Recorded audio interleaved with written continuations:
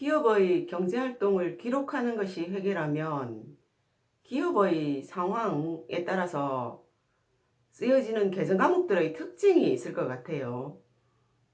아파트는 크게 이제 자치관리냐 위탁관리냐에 따라서 자치관리이기 때문에 쓰여지는 계정 과목들이 있고, 그리고 아파트가 고유번호증을 발급받았느냐 사업자 등록증을 발급받았느냐에 따라서 쓰여지는 계정 과목들이 있고요. 그리고 사업자 등록증을 발급받을 때 대부분 법인 형태로 발급받게 되는데, 법인 기업이냐 아니냐에 따라서 쓰여지는 계정 과목이 있고, 그리고 이제 회계 처리의 상황이 있는 것 같아요. 그래서 오늘은 사업자 등록증을 낼 때 법인 형태로 낸 단지에 이제 세금과 관련된 내용을 한번 보도록 하겠습니다.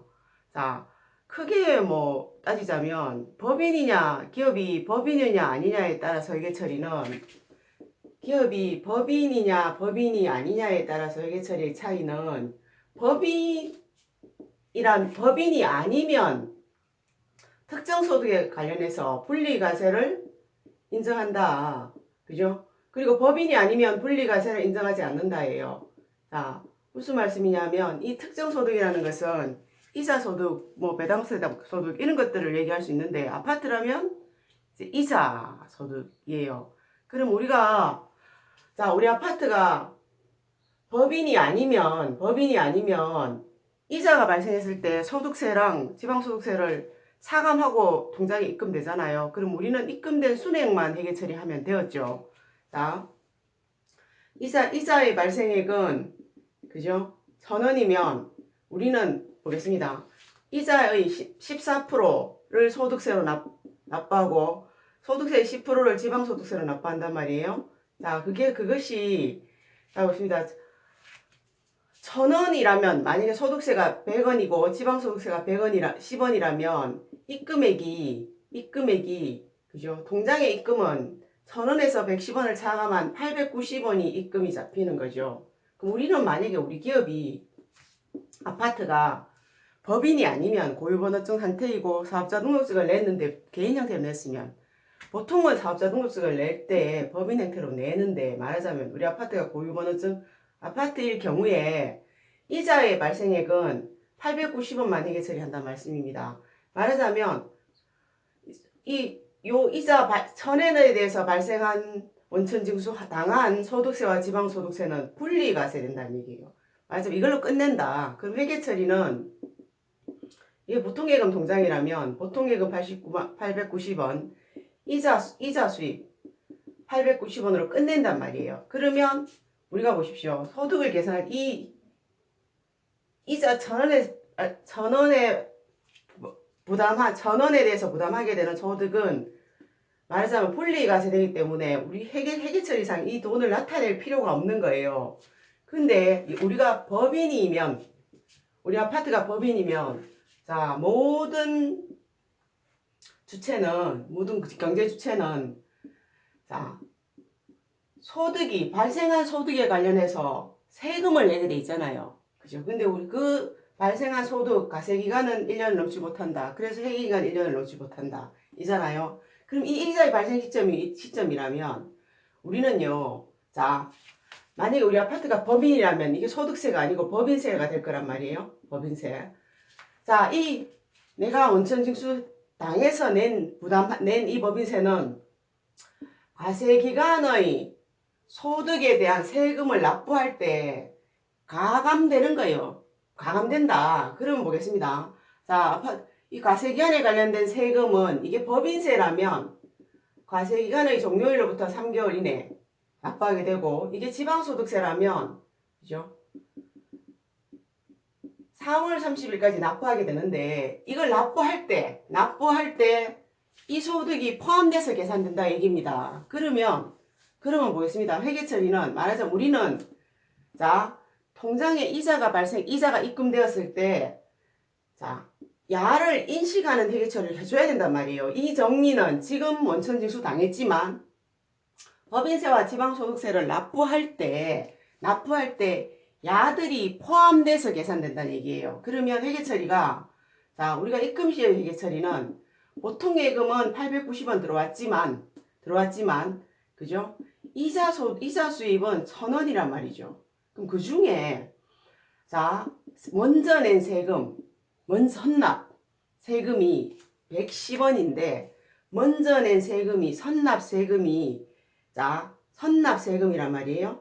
선납세금이 110원인데 선납세금 중에 법인세는 3월 31일까지, 지방소득세는 4월 30일까지 납부를 한단 말이에요. 그래서 계정과목을 따로 써보겠다. 학습이라서. 만약 이게 실무라면 이 계정을 하나로 써도 무방할 것 같아요.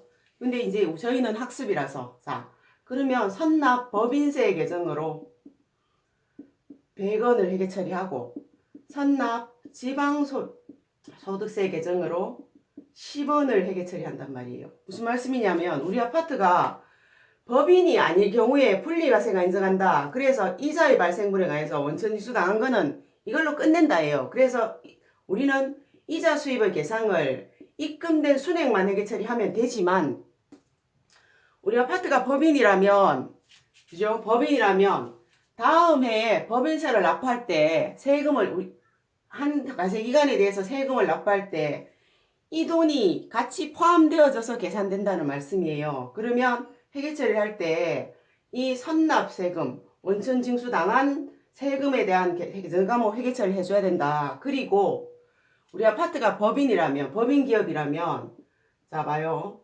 과세기간 안에 8월 31일 과세기간이 1월 1일에서 12월 31일인 단지의 경우에 8월 31일까지 법인세 관련해서는 중간예납을 해야 된다. 법인세입니다. 법인세에 관련해서는 중간예납을 해야 된다입니다.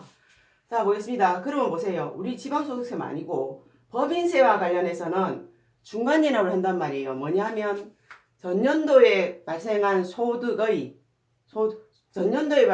소득에 대한 법인세의 50%를 선납세금으로 내는 거죠. 내게 되면 이거는 보자 보겠습니다.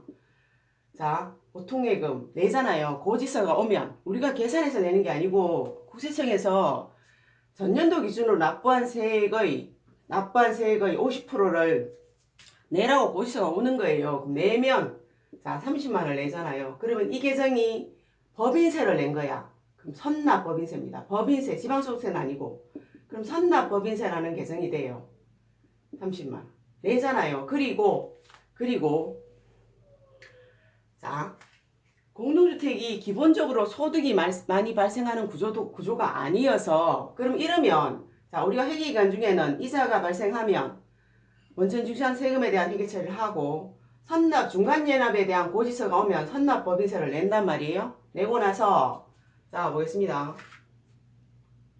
3월 31일 기본적으로 보겠습니다. 기본적으로 이게 뭐냐면 공동주택이 아니라면 12월 31일 결산정의를 통해서 단기분의 세금을 단기분의 법인세 비용을 계상해야 돼요. 법인세 비용을 계상해야 되지만 자 공동주택이라는 구조상 법인세 비용을 대부분 계상하지 않고 그리고 실제로 이게 기업이라면 자 결산정의로 계상한 법인세 비용은 기업이 스스로 계산한 법인세란 말이에요. 스스로 계산한 세금이란 말이에요. 그럼 국가는 기업을 안 믿잖아요.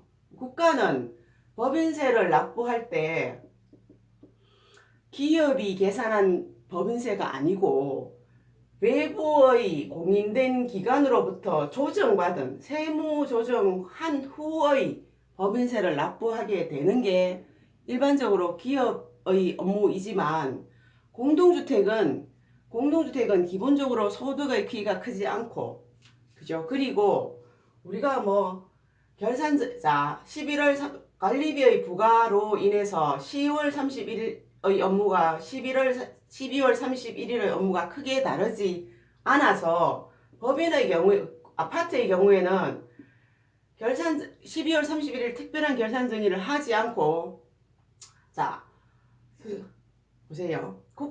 국세청이 통고해 오는 법인세를 납부하게 돼요. 그러면 법인세의 자 4월 30일 3월 31일 법인세의 법인세를 납부하라는 통보가 오면 법인세 납부 후에 그죠? 자, 법인세가 50만 원 납부하라고 온단 말이에요. 그러면 우리는 돈을 오늘 3월 31일 50만 원을 납부할 거잖아요. 하고 나서 회계처리를 하죠. 하고 나서 회계처리 하고 그리고 뭐예요? 법인세를 납부할 때 뭐죠? 우리가 과세기간 동안 선납법인세로 회계처리한 예를 정리해야 되는 거예요. 그러면 4변의 선납법인세를 정리하면 4변의 선납법인세 100원 30만원 30만원 30만 100원을 정리하면 결국은 법인세 비용은 얼마? 법인세 비용은 80만 100원이 되는 거죠. 그리고 4월 30일 역시 지방소득세를 5만원 내라고 송지가 오면 내고 나서 보통예금 5만원 내고 나서 그죠? 회계 처리한 선납 지방소득세를 정리하는 거죠. 지난해 거를 지방소득세를 정리한단 말이에요. 그러면 이 역시 비용 계정은 법인세 비용인 거예요. 법인세 비용. 자, 공동주택의 회계 처리는 이게 답니다. 다.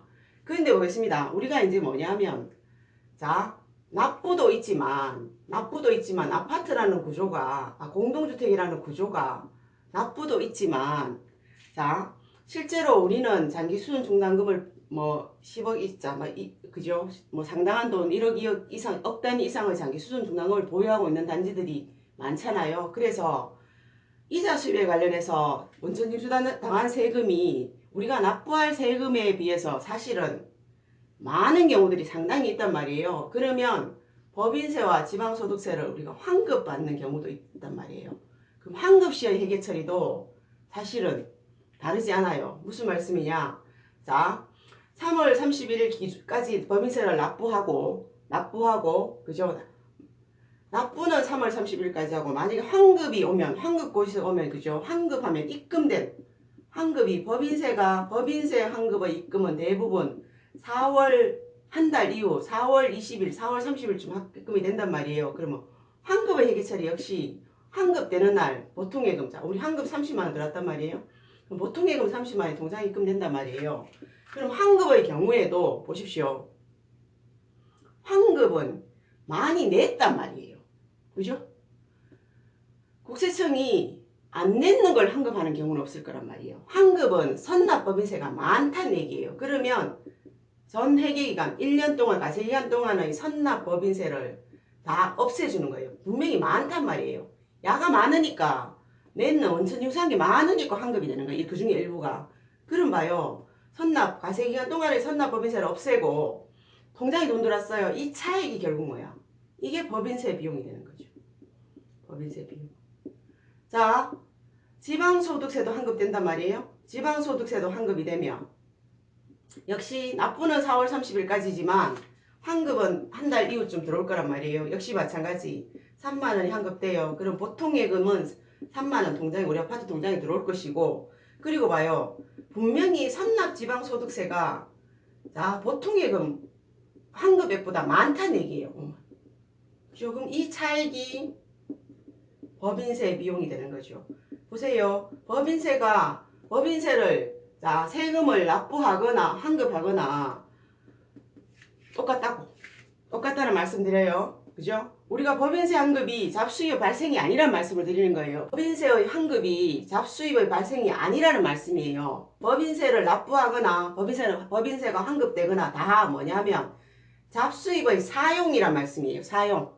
잡수입의 사용입니다. 다 관리의 비용이 발생하는 회계처리란 말씀을 드리는 거예요. 자, 그런데요. 자, 그럼 기본적으로 보면 공동주택이 우리 아파트가 법인인 경우에 당연히 이자의 발생을 경우에 선납 계정을 쓸 거잖아요. 쓰고 그리고 봐요. 중간연합 통지가 오면 중간연합을 해요. 그리고 납부 통지가 오면 법인세 납부 통지가 오면 법인세를 내고 지방소득세 납부 통지가 오면 지방소득세를 내는 게 공동주택 회계에서 법인세와 지방소득세에 관련된 회계처리의 전부예요. 그런데 우리가 보겠습니다. 우리가 등록증을 낼 때 부가세 신고도 역시 해야 된단 말이에요. 그랬을 경우에 우리가 아파트가 부가세 신고를 하는 방법 중에 하나인 대부분의 경우에 아파트의 공동주택 회계 프로그램 안의 세무대리인 서비스를 이용하는 경우에 아파트가 개별 계획을 통해서 세무대리인 서비스를 이용하는 경우에 자 현재 추세는 이 세무사 사무실 산단 말이에요. 자 보겠습니다. 그러면 기본적으로 자 보겠습니다. 아파트가 자 우리는 소득세와 지방소득세가 많지 않기 때문에 우리가 스스로 결산정의로 법인세 비용을 계상하지도 않고 법인세 비용을 스스로 계상하지 않으니까 어때요? 납부는 그냥 국세청이 통보해 온 대로 납부를 하는 게 지금까지 구조였는데 이제 뭐냐면 2018년에 일부 2019년에 대부분 많은 단지들이 세무대리인 서비스를 이용하는 단지의 경우에는 이 세무대리인이 그죠? 아파트에 관련해서 자기 업무 부가적인 서비스를 다 한단 말이에요. 그게 뭐냐면 12월 31일 기준으로 결산정의라는 겁니다. 결산정의. 자 말하자면 12월 31일 기준으로 세무자 국세청에 세무조정을 한다. 조정신고를 세무조정을 한다는 얘기. 말하자면 세무대리인 서비스에서 아파트가 국세청에서 돈 내란 대로 내는 게 아니고 아파트의 소득에 관련해서 정확한 그죠? 세금의 금액을 산출한 후에 그걸 납부하게 한다는 말이에요. 그러면 12월 31일에 아파트는 법인세, 지방소득세와 관련한 세무 조정을 해야 되는 거예요. 만약에 자 보겠습니다. 법인세의 납부액이 50만원, 지방소득세의 납부액이 자 5만원인 경우가 되면 자 회계처리는 봐요. 우리가 보겠습니다. 자 말하자면 12월 31일 선납법인세와 선납지방소득세 개정을 정리한다는 거예요. 자 보겠습니다.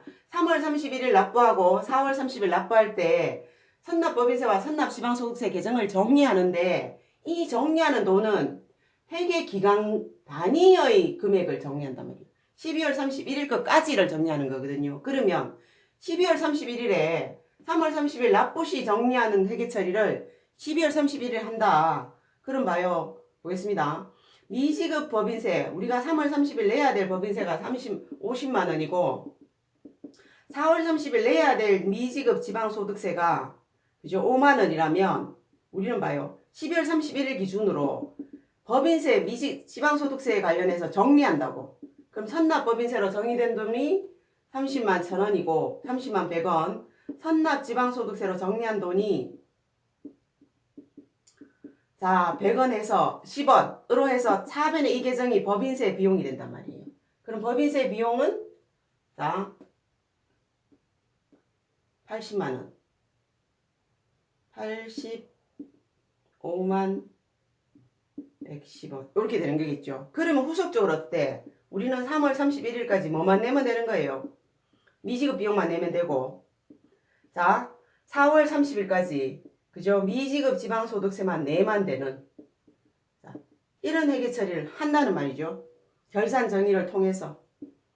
자 그럼 우리가 보겠습니다. 우리 아파트가 세무대리인 서비스를 쓰는 경우에 이 회계처리는 12월 31일의 이 회계처리는 세무대리인에서 우리 아파트의 전체 소득을 계상한 후에 그죠?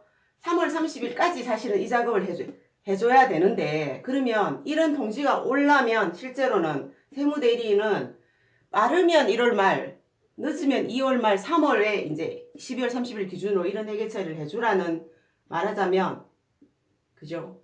통보가 오는 거죠. 그럼 우리가 아파트가 결산정의로 이 회계처리를 해준다면 납부할 때 3월 30일 납부하는 이런 회계처리가 구속된 회계처리가 있을 것이고 아니면 결산정의를 안하면 납부할 때 전년도의 선납법인세와 전년도의 선납지방소득세를 정리하면 되겠죠. 자 우리가 보겠습니다. 그러면 개정 과목은 보십시오. 선납법인세, 선납지방소득세 개정은 사실은 선납세금 개정으로 쓸 수 있거든요. 선납세금. 만약에 실무라면 선납세금 개정 쓸 수 있다. 그러면 미지급법인세, 미지급지방소득세도 결국은 이건 뭐냐면 1년에 한 번 기록되는 그죠? 계정이란 말이에요. 그죠? 그러면 사실은 이 계정도 우리가 쓰고 있는 유동부채 계정인 미지급 비용 계정을 써도 뭐 되겠죠? 그 회계가 계정 과목을 표시할 때 계정 과목의 수가 너무 많은 것도 정보의 유용성을 떨어뜨리고 너무 적게 하는 것도 정보의 유용성을 떨어뜨리긴 하지만 어쨌든 아파트가 판단해서 회계 처리를 할 일입니다.